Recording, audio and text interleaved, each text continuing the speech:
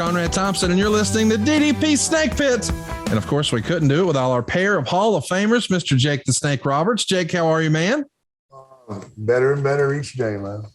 And how about Diamond Dallas Page? DDP, how are you, dude? Doing great, man. Doing great. You might recognize this place if you watch the resurrection of Jake the Snake, because I know you were about to ask me, where are you? So, are you in the accountability crib? We are in the accountability crib, and listening to voices. We have a whole new show that we're shooting. It's a docu-series, and we're filming it right here, and it's called Change or Die. And you really could have, you could have called it that instead of the resurrection of Jake the Snake, just different. And we brought 5 people into the house, and we are documenting this journey. And it's kind of like, Biggest Loser meets The Apprentice, because there are challenges, meets Intervention. Yeah. We've got a really great group of people here that are, for the first, we've only been here 3 weeks now, and we've got some just unbelievable footage of what's happening within the house here, just like we did with the resurrection of Jake the Snake. Some of the people you'll know, some people you won't know. This is a wrestling podcast. It's already out there all over the internet that Buff Bagwell is in the house. Getting a facelift. Just coming back from facelift surgery. Yeah. Yes, we're kidding. His jokes. That's what God Rogan always says when he's on stage. Jokes, people. Jokes. Yeah. Jokes. This is smarting you up and giving him credit, so I'm not stealing it. And also Butterbean is in the house. Oh, wow. And Butterbean's actually in the shot behind it. Raise your arm, Butterbean. You're back there? How about that? Yes, Butterbean. When Dallas gets through, he's going to be Buttercup. Oh, God, he's got one after another, don't he? And then we have 3 other amazing people in here. And one of them, his name is Mildred. And Mildred's 67 years old, or 67 years young on her way to being. We've got Cece, and she's an amazing young lady we have in here. And we've got a young man named Taylor. We call him T-Dog. And each one of them has their own story here, and each one of them are on this journey with us. So we'll be bringing more of that out as the days and weeks and months roll on. And, we're doing it all ourselves, editing it all ourselves, and then we'll find a place to put it. Well, man, I'm excited to see how that, comes to fruition. And I think anybody, when they see that backdrop where you are right now, they know the story of Jake the Snake Roberts and Scott Hall. And unfortunately, Scott Hall's story has, his life may have come to an end, but his story is not. And that's what we're here to do today, is celebrate his story, because you talk about a guy who touched so many people. I don't know that you guys saw this, but when the news came out that we had lost Scott Hall was the most searched thing on Google that entire day. Over 2 million searches that day. No one looked up anything more than they looked up Scott Hall, not just in wrestling, in the world. That's quite an impact, quite a legacy. And you guys were there for a lot of the good times, a lot of the bad times. And now, unfortunately, selfishly, there's some sad times, because I didn't know Scott all that well. I probably had 30 conversations with him, and I'm glad that he's at peace finally. But selfishly, God, I wish we had more time with him. Absolutely. Yeah, man. I'm just glad that, that when he did leave here, I knew the response. I knew it was going to blow up the internet. I didn't know if he'd be the number 1 person researched, on the internet that day, but I knew it'd be pretty close, man, because every single person, who I talked to, it had nothing but love. And, I think, Jake, and you knew this coming into this, you didn't believe people felt the way they felt about you. No, I didn't have a clue. No, he really didn't. And I don't think Scott did either. I don't think Scott did, but, he was still torn. Scott had a lot of anger towards himself. And I'm just so happy that he got 10 more years. You know, when Dallas went down and met with him and he came up here, he wasn't in a good place then. And, you know, I don't want to say that he was close or whatever back then, but he damn sure wasn't in a good place. And by coming up here, he got 10 more years out of it. Man, he looks, movie star, man. He looked like a movie star. By the time when he left here, he looked like a movie star. Damn right he did, man. For the last 10 years, he did too. And so, you know, he's like that to me. He's like now the James Dean of wrestling because he still looked amazing, you know, right on up till the way out, you know. You know, we talked earlier this week, you and I did, Dallas, and when you said Scott Hall to me was like the James Dean of wrestling, I had never heard that before, but I was like, that's exactly it, because nobody could really put their finger on what made James Dean cool. He just was. Right. And that's the word that everybody used to describe Scott Hall. He was just cool. Above all else, he could wear goofy shit that you would make fun of somebody for, but when Scott did it, it's like, that looks pretty badass. He's just cool. And that's something you can't teach or coach. He was just cool. He just had it. Yeah, he pulled that off. And that's the big, I remember when Fluffy was here, you know, Gabriel Iglesias, he told me he cried for 3 weeks when he realized that he wasn't Mexican. You know, you talk about timing. Oh my God. Because you never would be able to do that today. Right. You know, you couldn't do it. But Scott Hall gave a lot of young Latino kids, you know, like hope, you know, and you know, that whole character, man, you know, but he came in as you know, it started as the Diamond Stud, right? You know, because he had already been Big Scott Hall, Gator Scott Hall, Coyote Spaceship or Starship Coyote, yeah. Was it Spaceship Coyote? Starship. I don't understand how a guy 6'6" and 298 pounds of twisted steel and sex appeal ends up with that name. But, you know, I get the Scott Hall ones. Gator, I didn't really get either, but whatever. None of those was really Scott. And I don't think Scott, you know, really knew who he was as a character or how to amp Scott Hall up. Like Jake, you know, as Jake, he created this character, Jake Snake Roberts, but it's Aurelian Smith jacked up in that playing that part. You know, for me, it was just me jacked up or, you know, or Austin or whoever, but Scott couldn't really find that spot. And when he came in to WCW and changed his look, you know, and got him to dye his hair jet black and get rid of that walrus mustache because he had the blonde hair and the big mustache, and you change that. And we went to TV that day and no one recognized him. Nobody. And it kind of flipped them out a little bit, you know, because he was like me, it would flip me out if all of a sudden guys I like, if I walk up to Jake and start talking to him and he's talking to me and he doesn't really act like it's me because he doesn't know it's me, that would freak me out, you know? So that was the beginning of it. And then he found like, wow, look at this character inside this guy. Like, I think physically, because in the ring, man, he was so smart. I put him at the top of the list, but, you know, Scott was a huge fan of Jake. And following Jake in psychology, Scott Hall really had all that. He had all that. And then we'd get in my 62 pink Cadillac, man. And most of our TVs were right around here. And we'd drive from Florence, South Carolina, or Macon, Georgia, or wherever. And he'd be rolling down the road, rolling.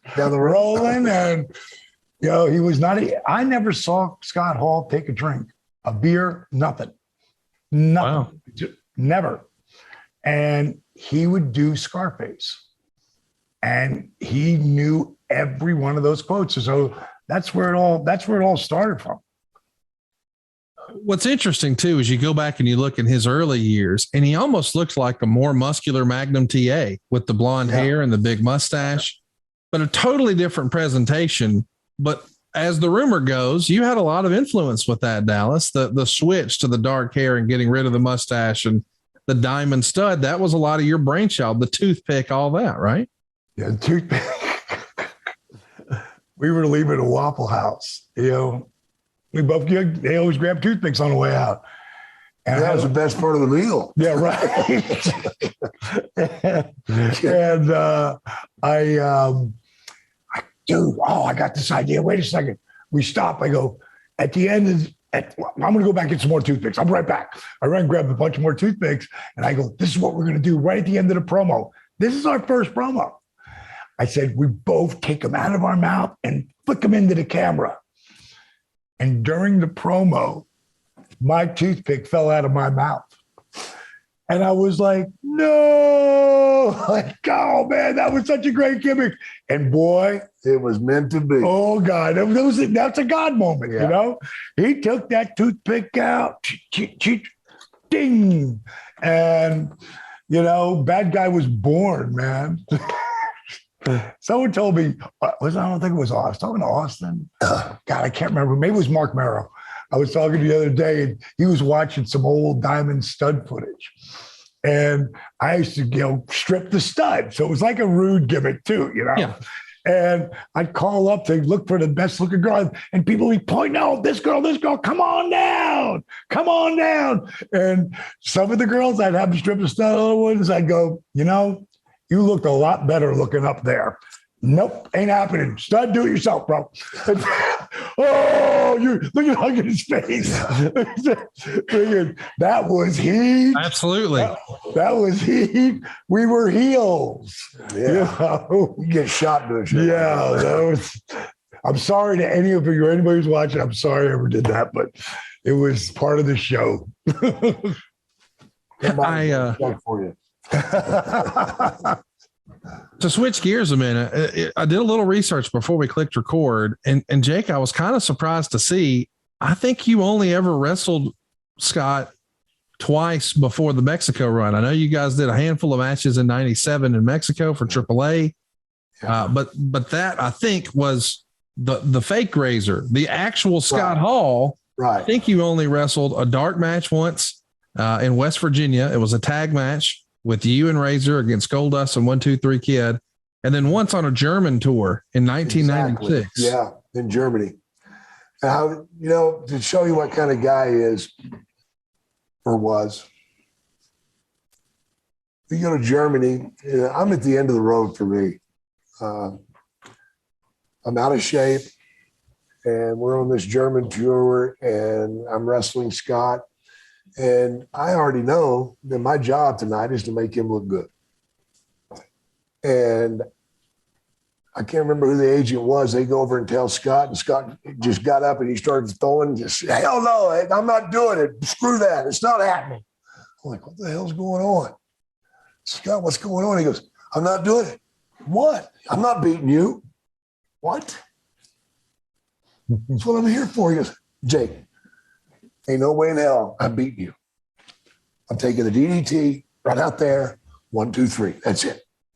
It's because Scott was a fan too, man. He was, man. He was but he had the love like and respect for the business. Yes. There's not but a handful of people that'll do that. Mm-hmm. Scott was one. And we went out and we had a good time. We actually wrestled one more time in oh my God, it was for the Insane Clown Posse. And it wasn't a pretty night. And somebody hit Scott in the head with a beer bottle. Oh, that's bad. And the match only went about 4 minutes because Scott got hit with a beer bottle and he finished the match out there with that fan. I was just in the ring, and he kicked the shit out of them. And that was the end of the night, man. I left because when that giant fish hit the ring, I'm like, that's it for me. I'm out of here. Yeah, I was crazy. I was there one time, man. Brutal, man. That was a crazy when you drove into that. Oh my God, that insane clown posse field. I felt like I was driving up on Devil's Rejects. Yeah, I mean, it was scary, man. It reminds me of more like the zombies and shit. That's what I'm saying. Yeah. Zombie, Devil's Rejects, crazy shit. The zombies actually look better than a lot of people that. I'll tell you what, though, I got so much respect for those clowns, though, man. They are such good guys, and they love the business. And they were really good to me. They were really good to Scott, too. Yeah, they were. They were really good to Scott. They love Scott to death. Man. Yeah. How random is that, though, that Jake had two singles matches, one at an ICP show in Evansville, Indiana, and the other in freaking Germany for the WWF. That's about as far apart as you can get from one another. Yeah. It happens that way sometimes, you know. You know, one of the things, I don't know that you guys had a chance to read Dave Meltzer's obituary, but he did such a fantastic write-up about Scott Hall and his influence. He talked to Sean Waltman, Dallas, and he said that perhaps Scott was the smartest person in that car. Of course, talking about riding with the clique back in the day. And he said one of the things he taught him was, hey, if you're working a TV match, grab a hold. Don't just hit one move after another. That forces the announcers to just call the action. But when you grab a hold, now they've got to put you over. And that is such a really smart nugget of wisdom I've never heard in wrestling. And gosh, how many hours a week do I do podcasting? And I never heard that explained like that. Yeah. The idea that you can't just do one after another, grab a hold and let those announcers tell your story. Just a genius little nugget of information there.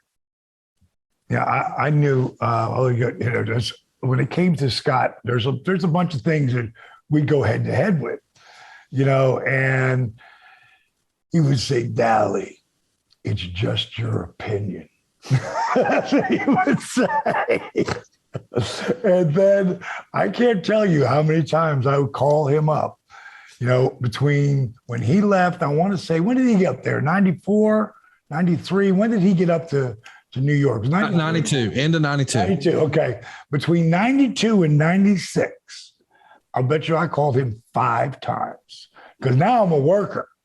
I'm not just a manager, because that's when we had these discussions, because I thought I knew. And I would call him up. I go, I'm just calling you again, dude. Know you're on the road, but I just got to say, you were right about whatever it was, maybe, I don't know what it could have been right now. I can't remember, but I know it's 5 times I called him and said, just want to let you know you're right. So I didn't do that with him because I'm already working. So whatever he tells me, I'm pretty much buying it, So what were you going to say? No, nothing. Just what can you say? What can you say? I mean, I'm so angry, not at Scott, at the disease, and he fought it. But Scott liked to be alone at times, and I think that's one of the things that got him was being alone, locked up in a place, and having to listen to himself. Well, I come by there a bunch of times, bro, and I just try to get him to come out. And he was like, D, I can't get a chance of getting COVID. Yeah, couldn't take that chance, man. He's locked up. And, when I get alone, man, that's when I get in trouble. Yeah. Because stinking thinking, that's what I call it. Like Ziggler. And stinking thinking, and the old devil creeps in and says, see, the devil can justify anything. He can justify rape. He can justify whatever you want. Your mind can do that. And I think that's probably what happened to Scott. He just got to where, what the F, Well, at the end, Jake, he was sober. Yeah, completely, yeah, I know. But he fought it for so long. But there was times where he fell down and he got back up again. Oh, yeah. And he was just weak at the end. It was just tough, seeing that. Yeah. So I think if he was stronger, if he had a better immune system, that those operations wouldn't have, fucked him up the way they did. But let's talk about some positive shit. Let's do. I want to talk about the debut. I think it happened at Super Brawl, the very first one, May 19th, 1991. Dallas, you're going to come out and say, Sting and Lex Luger aren't big enough stars to be live in the Diamond Mine. And you introduce the Diamond Stud, your latest find at Scott Hall's surprise debut. Talk about a fresh coat of paint here on a character. Was he nervous, excited, anxious? Did he feel like this is his big break at the time? He felt positive as hell. He was excited about it. You were getting a nice little spot here, break away from that match and come right to me and him and some smoking hot Diamond Dolls. And, he was just happy to finally, be back working here in the States because he had just got back from Germany, probably about a month or so before that. So, just for us to be, it was like we always thought we were main event. Didn't matter. They weren't putting us in the main event, meaning him as the wrestler and me as the manager. But he was excited to have a new fresh start. I think his tryout match was actually late April at Center Stage, and that's where he debuted, as far as I know, his version of the Crucifix Powerbomb. Jake, right. The DDT, the Diamond Cutter, two world famous finishing maneuvers. But every time someone does that move now, I think we all think of Scott Hall. What'd you think of that as a finishing maneuver? Well, I damn sure could have never done it. I've always had the idea that when you come up with your finishing maneuver, make sure you can do it to everyone in case you ever have to wrestle them. But Scott, he put 300-pounders up there. He didn't give a shit. He could do it. He was a horse, man. He was super strong. And once he got you up, he could walk around.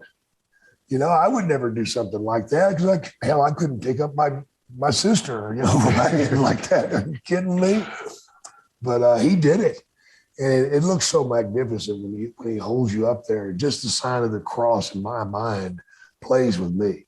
Yeah. So it impressed. And he always protected you on that thing. Yeah. He threw you out far enough that if you just let him do it, you're good. Yeah. Sometimes he'd stick you. So is everybody. Oops, you moved. Yeah. I remember when I had the match with Randy Savage and Scott was like out there with Randy and it's a no DQ. Randy hits me with the belt. Scott picks me up and gives me his finish. And then Randy came off the top. And did you kick out? Dude, he landed on my face. I know. I've had that lat drop before. Oh. So Randy never hit you with the big elbow, but it was a lat drop. Yeah. Look at this whole thing here. I woke up backstage walking with Kimberly and I was stopped and I said, did I just wrestle? That happened here. Like that was one of those moments. And I always thought that Scott hit me with the belt because when Scott Hall came with something, he hit you. We did an angle at my Christmas party, which I was just talking about today. Christmas party where the NWO show up, Kev and Pac and Scott, and we get this altercation, and Scott takes a Coke bottle. Now it's a gimmick Coke bottle, but it's a Coke bottle. Even though it's made of sugar glass, it still hurts. And Scotty hit me so hard in the face, and it shattered, and I went down.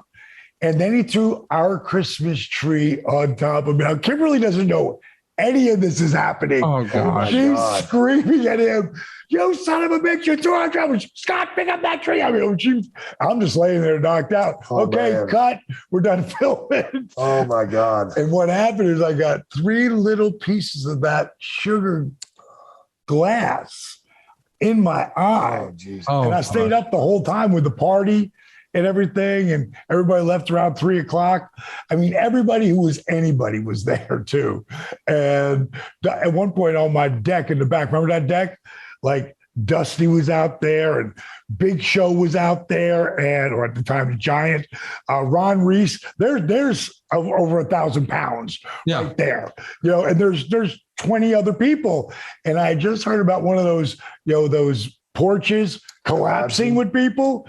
And I started looking out there. I'm like, oh God. Going to take half the roster's gone. Roster out. It's gone. It's not going to look good in the papers. Hey, let's get a couple of you guys. Jim, Giant, come on in here. Come on, G, come on in here. Hey, Ron Reese, come on in here. Just I don't want anything to happen there. But I got those things in my eye, and I kept going the whole night. And afterwards, Kimberly took me to the hospital. They went in and washed it out. Wow.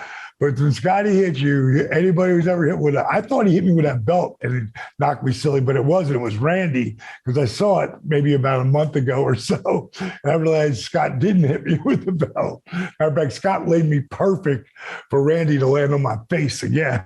But, Scott would come with something. So I thought it was him. The NWO is the leg. It always looks good when your head compresses, you know?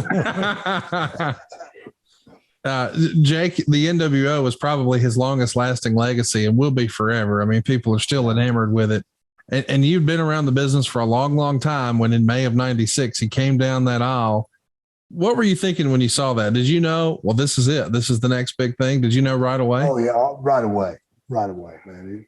He had such a presence, and it was such a surprise. I mean, it slapped everybody in the face, and hell, even the smart marks were wondering. Yeah. Oh my God, Vince has sent them down there, Or they're doing a dual thing. Yeah. Something's happening. Something's going on here, and this is against the law. They're going to arrest him probably. And yet he went down and did what he's supposed to do, man. And NWO. Yeah, he got over it. Yeah, and Scotty, and he friggin', it was tough on WCW because, he used to go out there and do that, survey. Did you come here to see the WCW? No. Or did you come here to see the NWO? Everybody's going to do that no matter what. Yes. Even the WCW fans that are pissed off, they're going to go NWO because it's Pavlov's dog. Everybody wants to be a part of the party, man. Yeah. And they want to be on the winning side. And it was obvious NWO was the winning side. And I really, honest to God, think that Eric would have turned it into the NWO, and then WCW been the Outlaws, and they couldn't because Turner had spent, I don't know how many millions of dollars creating that stupid logo that looked like a spaceship. And then they stuck it as your entrance before you walked out there. And they were like, I told Eric, I'm like, hey, E, are we going to do this? We're going to be NWO. I mean, we need something. And he's like, no, we can't do it. I want to do it, but they won't let me. And you ask Eric, because I remember that time that was the reason why, But, Kev and, Scott, and of course, Hulk coming in changed the world, but those two cats, man, they changed professional wrestling at that moment. Yeah, they made that change. And starting off in Madison Square Garden, with the old deal with, with curtain call. Yeah. The curtain call, man. I mean, that you could tell right there, if you look back in history, like that moment, that was the beginning. That was the beginning of it. And those two guys, from what I remember, they both didn't know because Scott was the first one and Barry Bloom was pulling that off. Mm-hmm. Barry Bloom was the one who put that. Me and Barry were talking about that the other night. And then Scott, Bish said something about Kev, about him being a jerk off or something. And I was like, what? No, he's not. Well, he's a liar. I go, he's a liar. Why is Kevin Nash a liar? You can't say something bad about Kevin Nash around me. Nobody can. And even Bish, and I was like, I'm like, what are you talking about? Well, he lied to me when I asked him if he was going to, when he asked for his release, if he was going to New York. I said, what are you talking about, man? It was costing him money to be a professional wrestler. When Nash started, he was making like $120 a year, which you can live off of and live comfortably. Well, then by the time Watts came in, it went over to like X amount per day you worked.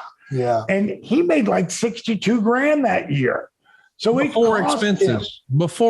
Right. Before everything. Yeah, you're losing money. Maybe he made like $8,000 that year, $10,000. So it was costing him money to be a wrestler. I was like, Eric, that motherfucker is as straight as it gets. Like, no, he did what he had to do for him and his family. And I said, he is a good guy, dude. And he was like, really? I go, really? He goes, what's his story? I said, what do you mean? He goes, is he up soon? I said, I don't know. I said, I'll give him a call. And I did. And same thing with Scott. They were around the same time. For what I remember those guys telling me, and Kev may maybe have a different story, but I remember that they both didn't know until right before. Yeah. And neither one of them wanted to leave. Neither one of them wanted to leave and go to WCW. They wanted to stay there. They just wanted to be paid accordingly. Yeah. And when you think you're got all the power, I'm just going to let them go. And didn't realize how strong those two cats were and how strong they were together, because they were never really together. Right. They were, because they were working the whole program with Sean and, the whole deal, the way they were kidded and everything, but they were working together behind the curtain. Yeah. They were working together out there. So it just was so natural for them to come together, and they watch each other back. And, I got to breathe there because, we Kev, we took it hard, really hard. But Kev, he took it really hard. Like, I took it hard, but he took it really hard. And, it was tough. That last week or so was really tough. Jake, this is a tough episode to do. I'm going to try to talk about some positive stuff. Razor had quite the run in the WWF and became a major star there. But do you think that character, Vince McMahon, could have ever went with that character as the world champ? Because the innuendo is, especially with the Razor and all that and doing the Scarface persona, that he was, a cocaine dealer. Yeah. And not like you can like that. You can't make that guy your champion. Sure you could. Jesus Christ, man. Look at some of the champions. Give me a break. Well, I'm just saying in that era, don't get me wrong, he's going to bring a better edge. But I think when people talk about Scott Hall, they always go back to, is he the greatest wrestler to never win a world title? And of course, Bruce Pritchard would say he didn't need it. But I just wonder, could he have ever? That line. I bet you have.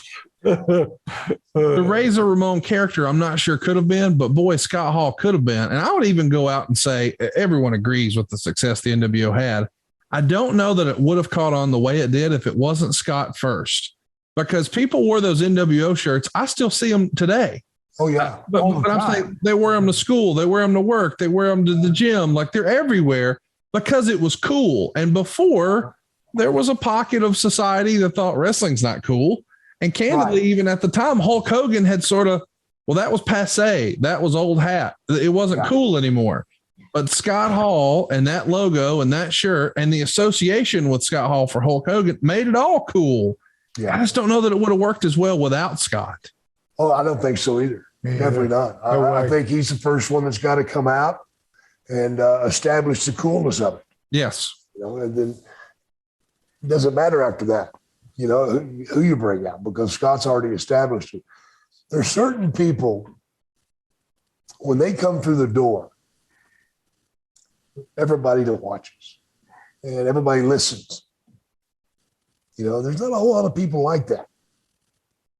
Scott was one of them. Everybody will stop what they're doing and see what he's going to do, because nobody was sure. I don't think Scott was sure. Yeah. And that's what made him so interesting for us guys. We didn't know which way he was going to go, what he was going to do, but we knew it was worth watching. Yeah. And that's the key. And he would always come up with something. Some silly, crazy stuff. Or just something super entertaining too, or something like that's exactly what you're looking for. Like, he would shut up and he would just listen. And I'll never forget, we were having a meeting in there. We were having a meeting in what I call the Sons of Anarchy room with our big table and everything. And we were trying to come up with, because my lawyer said for DDP Yoga, we couldn't call it, zero impact, because there was some impact. and I couldn't think of like what the words were to say. We're timing this discussion, with about 15 of us for a good 2 hours, and still can't get it. And I walk in here, and Scott pulls me over. He goes, "Dally, I don't want to get in your business or anything," he said, "but what if you said minimal joint impact?" Oh, different story. So kick-ass cardio, dramatically increase your flexibility, strengthen your core at a different level with minimal joint impact. Perfect, bro. I said, you stick your nose at any time you want. I go, you're here, you're part of this. And that was just things like that. If he said something, it was worth listening to. I mean, it's like Scott would walk into a room, and after being around Scott for a while, I knew what he would do, what he was going to come back with. And somebody would make the mistake of saying, "How you doing, Scott?" And his line was, "Better than you." It's like, that's freaking brutal, man. God. That's better than saying this, better than you. Better than you. He was such a walking character sometimes, man. My favorite story in that vein is the famous story with the Dudley boys. Man, I love that finish you guys do. Can't wait to kick out of it. Right. It's a great line. Dude. He had several, bro. Dylan wrote this line, and I used it. I'll find it. God, I'll come back to it. I'll look for it. And read it when I find it. Go ahead, Conrad. Jake, let's talk a little bit about, the long-lasting impact of Scott Hall. In the Observer, Dave said that in his conversation with Waltman said that Shawn Michaels was better after he worked with Scott. Jeff Jarrett was better after he worked with Scott. He made everyone better. Yeah. Isn't that the greatest compliment that a wrestler could have when you make your peer? Like in sports, if this was a traditional sport and we're talking about, say, a basketball player, man, when you hear guys say, "Oh, he made everybody around him better," that's the ultimate compliment, is it not, Jake? There are people that just teach, without saying a word. I enjoyed working with guys. My job at the WWF in those days was to get the next heel over to wrestle Hogan. And that was my job. But I can't tell you how many guys I've talked to that said, "Yeah, man, you know what he said about you, Jay?" I'm like, "What?" He says, "It's like driving a new car, man, without being in the ring with you." I'm like, "Wow, that's a hell of a compliment right there." Like Ronnie Garvin said it. I mean, I could list you guys right down the line that, they appreciate what I taught them. And my whole thing was teaching them that less is more. Mm-hmm. Get what you gave. And if your reaction is nothing, then I'm not going to give you nothing. And Scott did that too. Scott, his timing was impeccable. He had spot on timing, man. And even with the Insane Clown Posse, we were having fun for that first 2 minutes, and then beer bottle hit him. And after that, it was kind of a shit drain. I'm going to tell you what he did to me for a second. We had a match, me and Scott. This is when I've come out. Now I'm wrestling now. I mean, and they right away put us together. And Scott was so pissed off. And I didn't understand it at the time, why he would be pissed off. Like, I created your gimmick. I got you a job. I've done all this for you. And now you're mad because I'm actually wrestling with you because they won't let me manage anymore. And I get it. I got it really quick. Not right then. It was probably the first time I called them.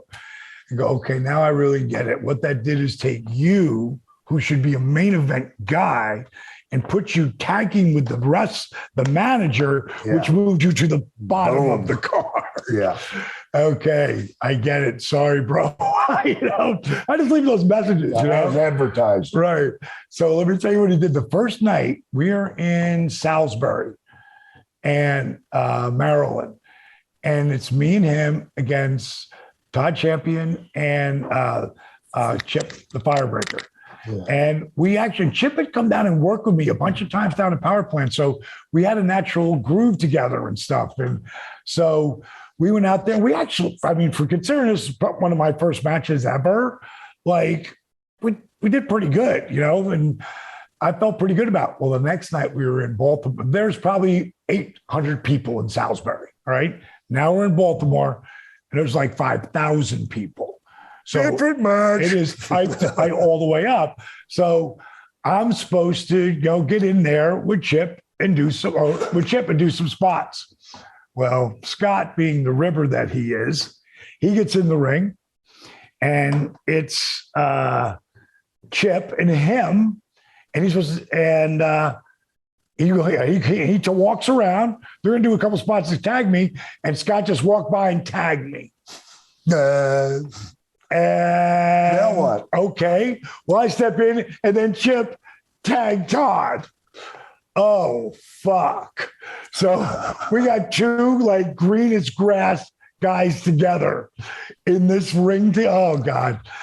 It was a bit of a clusterfuck that night. But he's like, call it out there, kid. Call it out. Well, when you're used to calling it, okay. I've been wrestling 2 months. You got two guys that can't call. Yeah, right. Not So gonna be the pretty. blind leading the blind. And boy, will the fans be glad when Scott gets back in the ring. Oh God. That night, me and Chip got in a fight in the back and everything. It was crazy. Beat Chip up. Yeah, I didn't beat him. No, I did not Choked beat him him. out. I did stop him. Yes. Yeah, I mean, stop him. Well, what ended up happening was those guys, they were both so muscular and so strong. Yeah. And they were, just, twisting your arm. Well, they're wringing the shit out of my arm. Shoulder And out. stiffing the hell out of me. And I thought the next time that motherfucker lets me go, I'm going to just stomp him. And I did. And when we walked through that curtain, Chip was so mad. Now, there's lockers on both sides. So they're offices. This is a civic center. And it's, how old is this place? I don't know, 100 years old. And so there's just a hallway. And all these little rooms are off of it. And Chip starts cutting a promo on me loud. I mean, really loud. And then I'm fucking yelling back at him. He's yelling at me. Then he chest bumps me. I chest bump him. And then he hits me with a right cross right here. And boom. And when he hit me, I came through with that knee in his guts and front face locked his ass. Good night.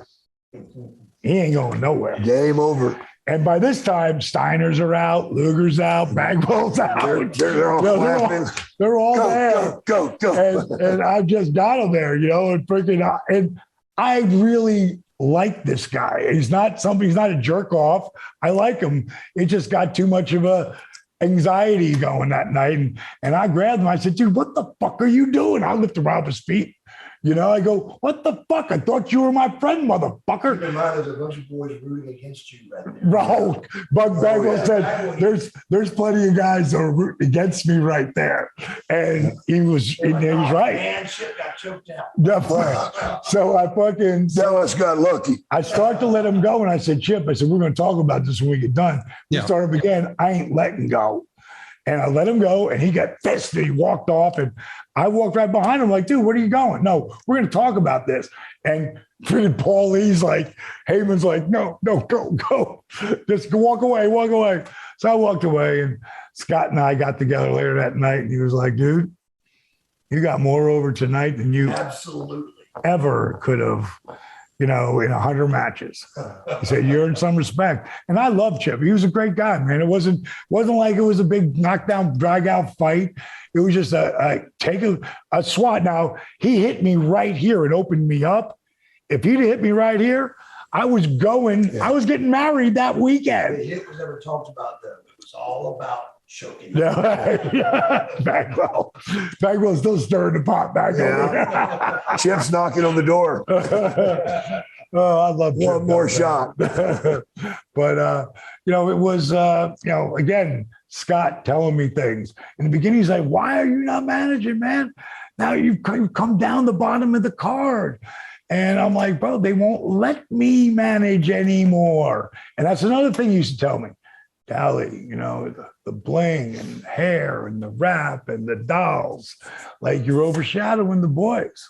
Like, I'm too over the top for professional wrestling. Okay.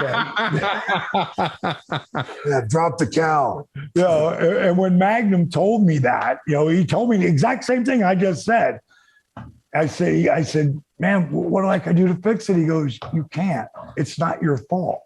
And then he said, we should have put you in a pair of tights and boots and see if you could do this, and that's where I decided I was going to do that, man. And nothing was going to stop me. Nothing. I know we talked about it not too long ago, but I don't think it can be overstated. Had he not pushed behind the scenes and drawn a line in the sand almost with Eric Bischoff, with your whole NWO rejection thing in January of 97, taking the diamond cutter and the Superdome, this whole thing may not have turned out the way it did for you, right? No way. No way. I'd like to think I would have thought of something else, but there was nothing else that could have, because I was leaving. I was going to ask for my release. If Kev, who loved this idea, they're like, all right, we're killing everybody. We need to make some guys to work with. And Scott wanted to do it. Like, he really wanted to do it. And, Scott and I were super tight. I was thinking about it. I got to tell you the story Kimberly told. When I was in LA when everything went down. And she said, your life together, it intertwines him, Dusty, Eric, Scott, and Kev. Like, those are the guys that are the staple of my life in that world. And she said, and she was up in Northwestern at the time. And I was like, wait do you see this guy? Going to call him the Diamond Stud, but he is such a stud. And, and she's telling me the story. She's like, and I've heard this guy's a stud and that guy's a stud. And then I saw him and I was like, whoa. He is a stud. He might be the best looking man alive. and it wasn't the guy with a mustache, and it was this Diamond Stud. It was Razor Ramon. It was Scott Hall. That once he took and he used to twirl that gimmick. This what do you call the Superman curl? Yeah. Before we go out there and you go, whoa, you're going to beat the movie star.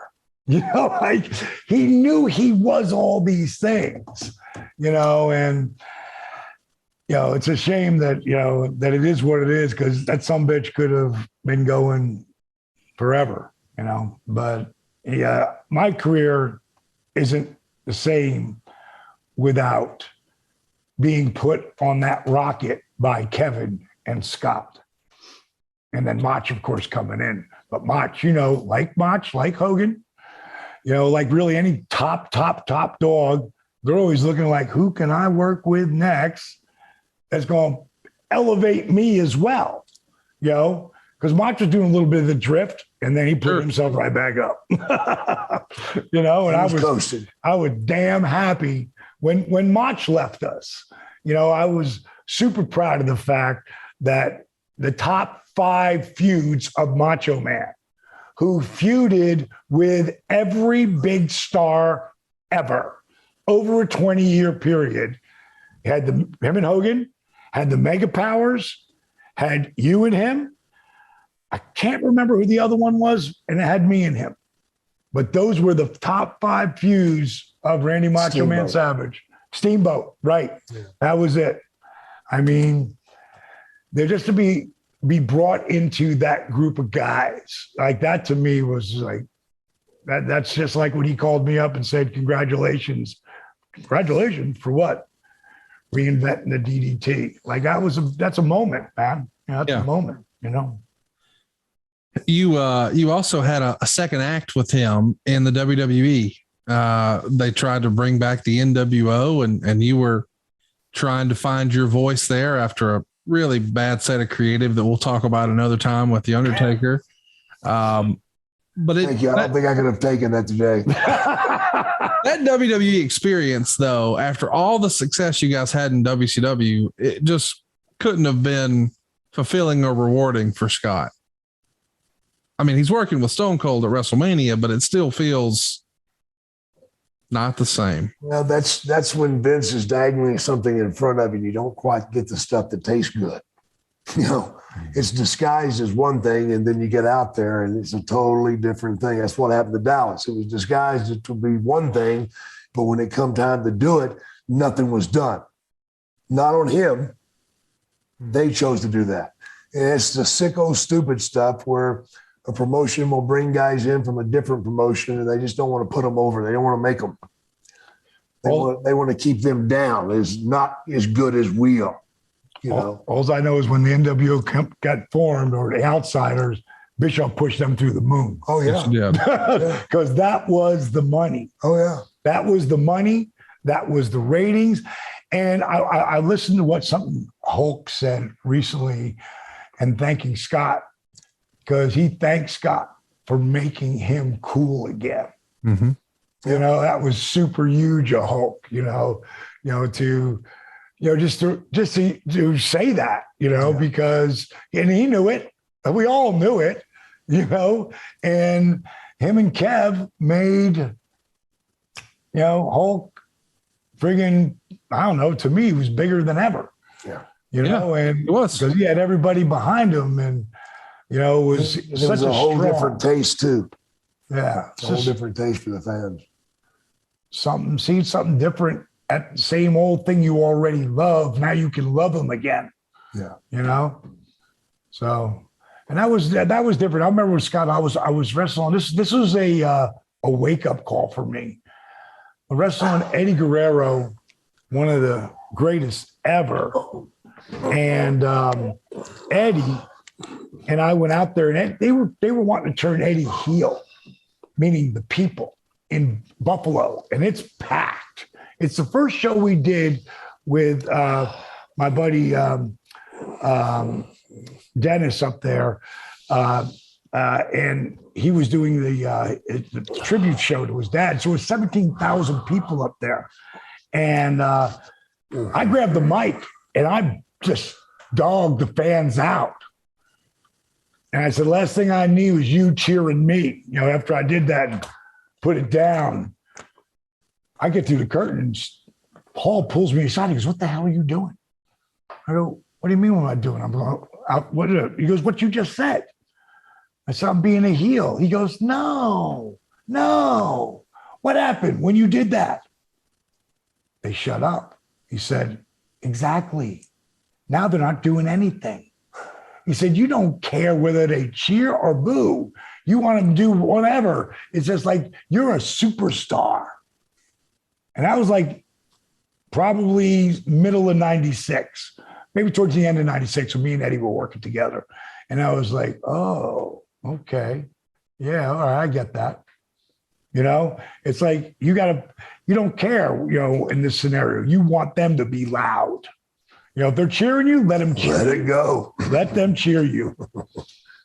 So that's what those guys did too. And Scott was famous for giving back. I mean, on Nitro, he lost to Hector Garza. He lost to Chris Jericho. And boy, that worked out okay for Jericho in hindsight, didn't it? And Larry Zbyszko and your Diamond Cutter on Nitro. So many times where he was giving and contributing and paying it forward and passing it on. And I know there's a lot of folks who are now wondering, hey, is there going to be another Hall running around? And Cody Hall is still doing his thing in wrestling. What do you expect from Cody now? Because I think a lot of people have renewed interest in Cody and what might be possible for him in his wrestling career. I think there's definitely something there for sure. And Kev, he's going to really reach out and, because Kevin works every damn weekend because he loves it. Yeah. And he's worked with every damn promoter there is. He knows them all. And Cody and I were talking about it. I had him and his sister and his brother, Scott's brother, Jeff, over for dinner when they were in town here.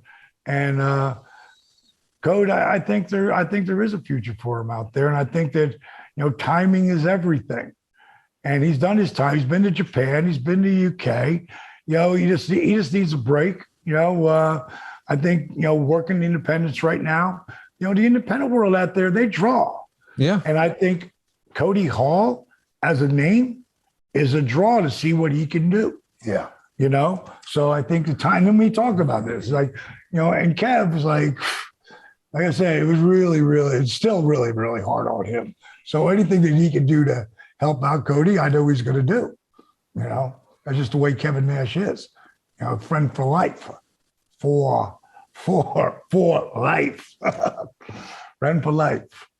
We talk a lot about overcoming challenges and circumstances, and you know, failure is an event, not a person. I mean, you know, we have a lot of those type of conversations here. And when they did an ESPN special on Scott 10 years ago, I guess, is when I first learned about his circumstance he had as a young man, as a bouncer in a club. And I happened to be with Eric Bischoff last week when the news came down, and he told me that randomly when he was in Florida visiting Scott and Kev during the height of the Nitro thing, so 96, 97, Scott took him there and sort of relived that moment with Eric. And it was clearly something that all those years later still haunted him.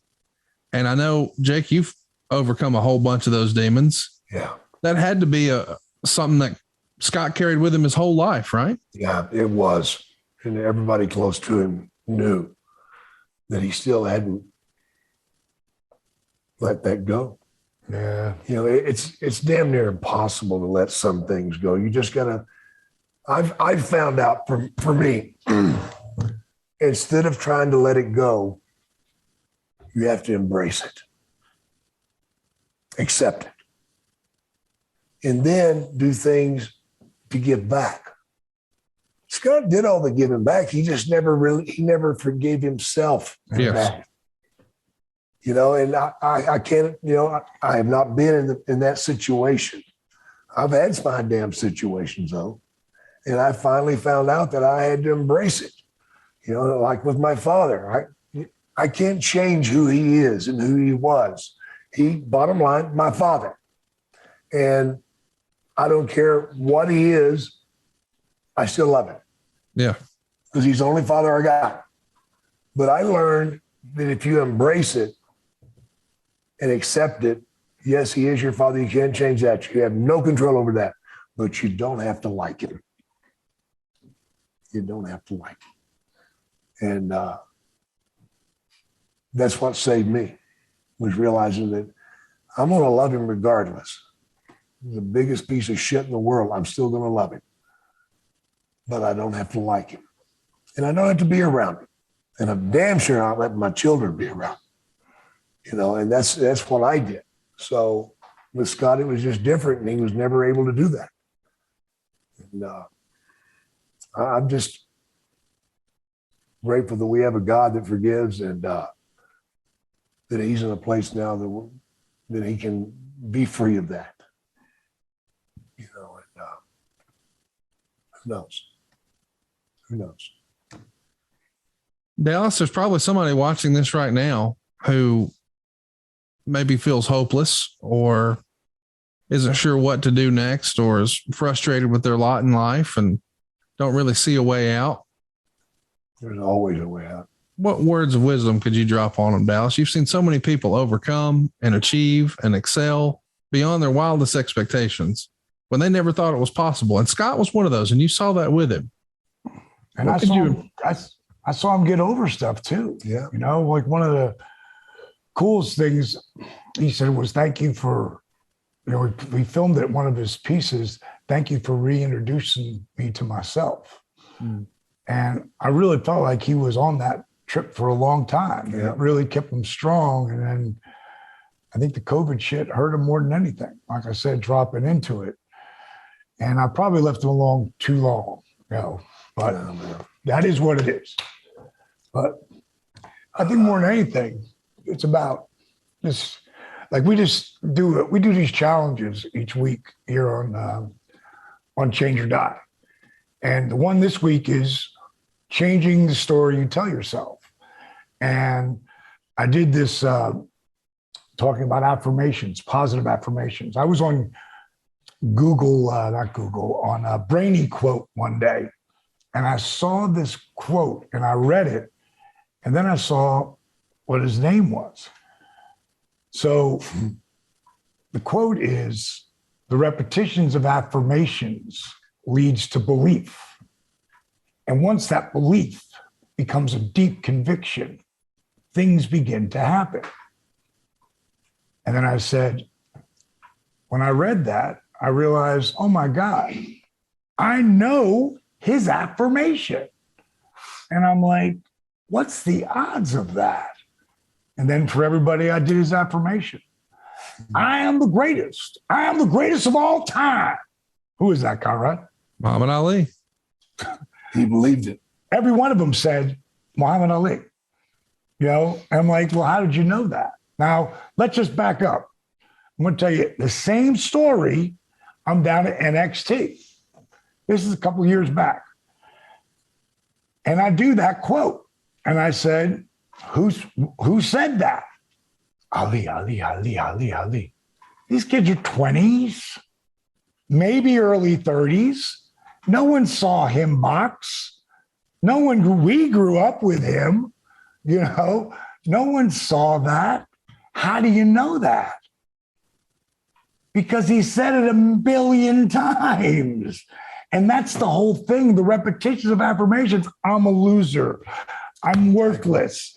I feel like I suck. Yeah. You know, I'm no good. I'm no good. I'm the bad one.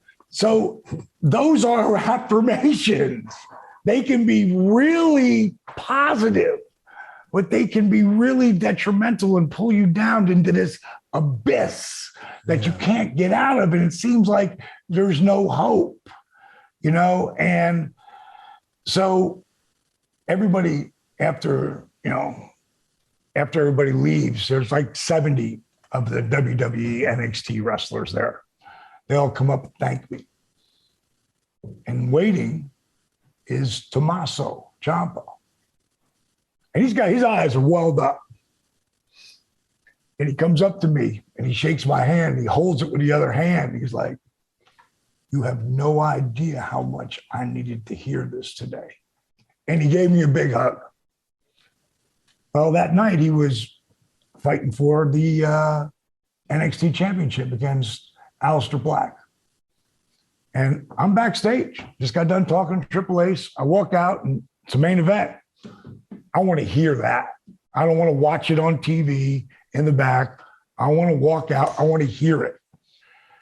And there's Tommaso, and he's standing on the stairs ready to go. And you're me, I'm him. And he's just looking up and he's getting in his zone.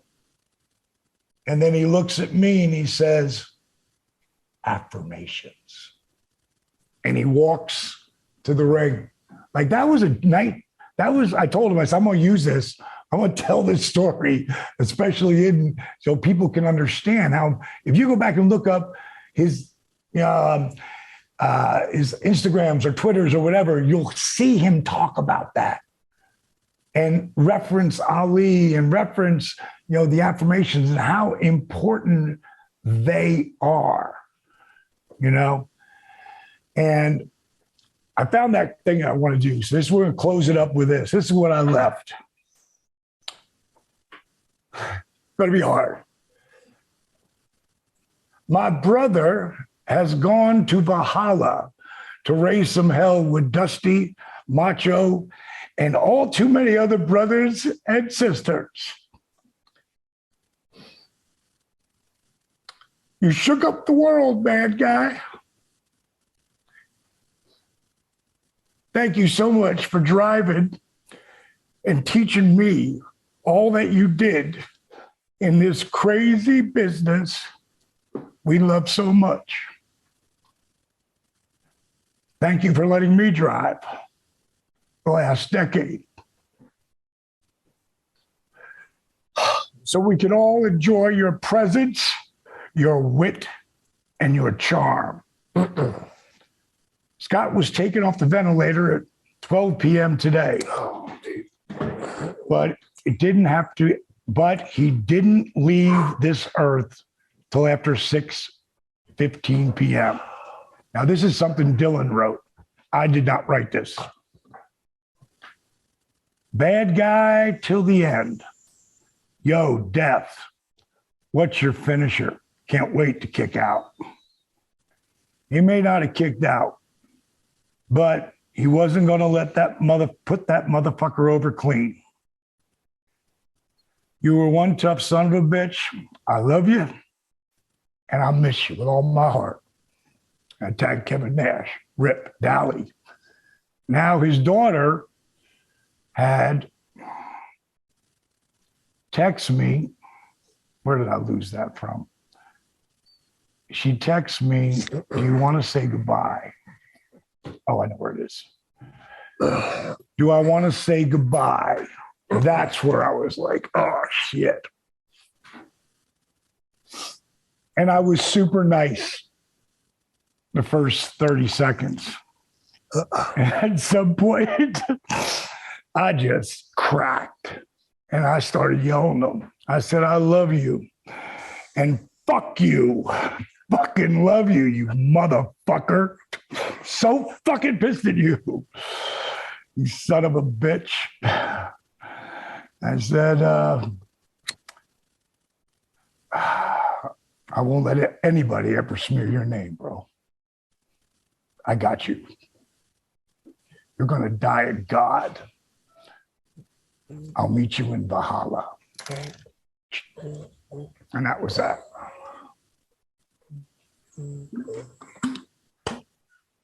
Peace out. Thanks for watching, everybody. See you, dude. See you next week.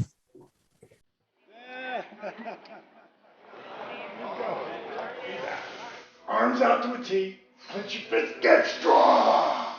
It's really hard for me to ask for help because that I grew up where that meant you were weak. Change is really scary for me, even though I know it's going to be something positive.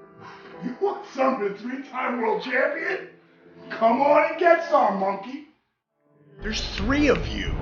That sucks. I'm committed to my DDP yoga and to my video games, Dally. It's a new Scott Hall, Dally. It's a new age, Dally.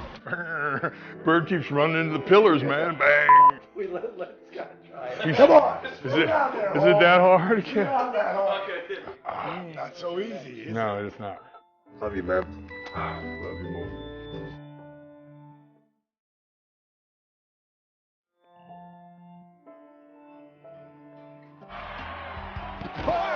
That's what I'm talking about.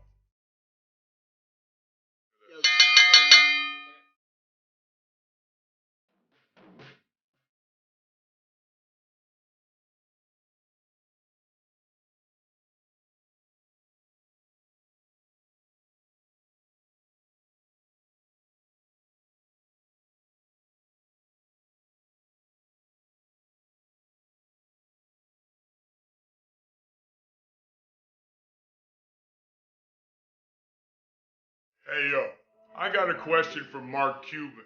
Yo, Cuban, who needs a shark when you got a snake? Oh, yeah. 41? 42. Oh, 42. Beat that, Dally. I want to thank you, Dally, for reintroducing me to myself and restoring hope. In my lifetime, I've learned hard work pays off. Dreams come true. Bad times don't last, but bad guys do.